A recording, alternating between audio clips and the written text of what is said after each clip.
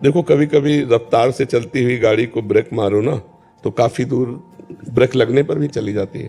तो जैसे हमारी रफ्तार से गाड़ी गलत आचरणों में चलती रही तो अचानक हम ब्रेक मारे सत्संग सुन के तो कुछ दिन हमको दिखाई देगा कि गलत हमसे हो रहा है, लेकिन ब्रेक लग चुकी है।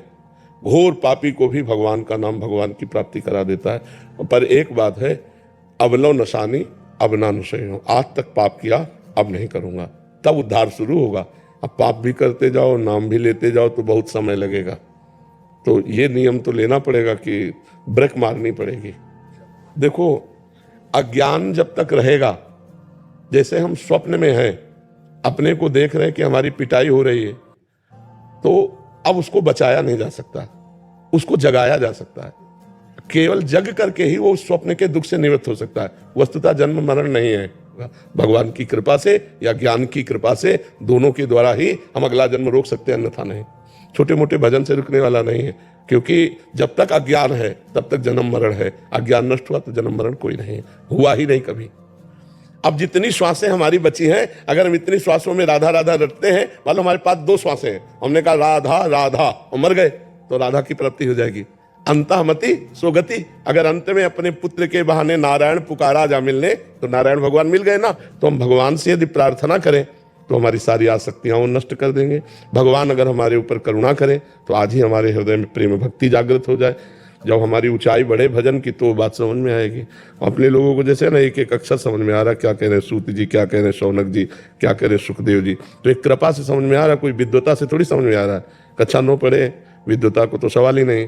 जब नाम जप करो, भजन करो तो कृपा होती, कृपा से ज्ञान चक्षु खुलते हैं, फिर वो बात समझ में आ जाती है। तो भगवान करे यत करोषि, जो भी तुम कर्तव्य कर्म करो वो मेरे को समर्पित कर दो।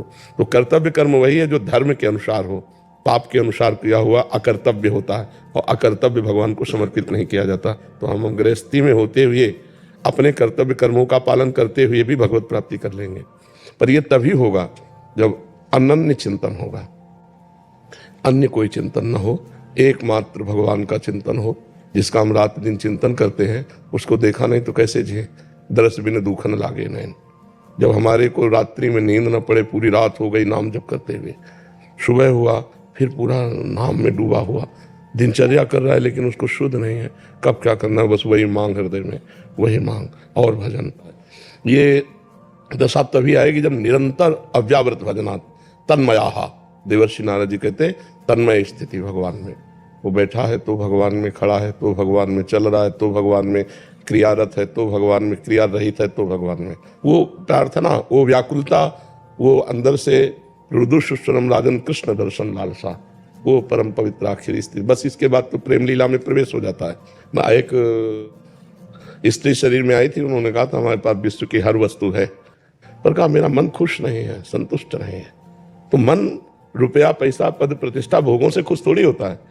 इसमें हम थोड़ी देर के लिए राजी भले कर लें, फिर इसके बाद वही भूख उसकी।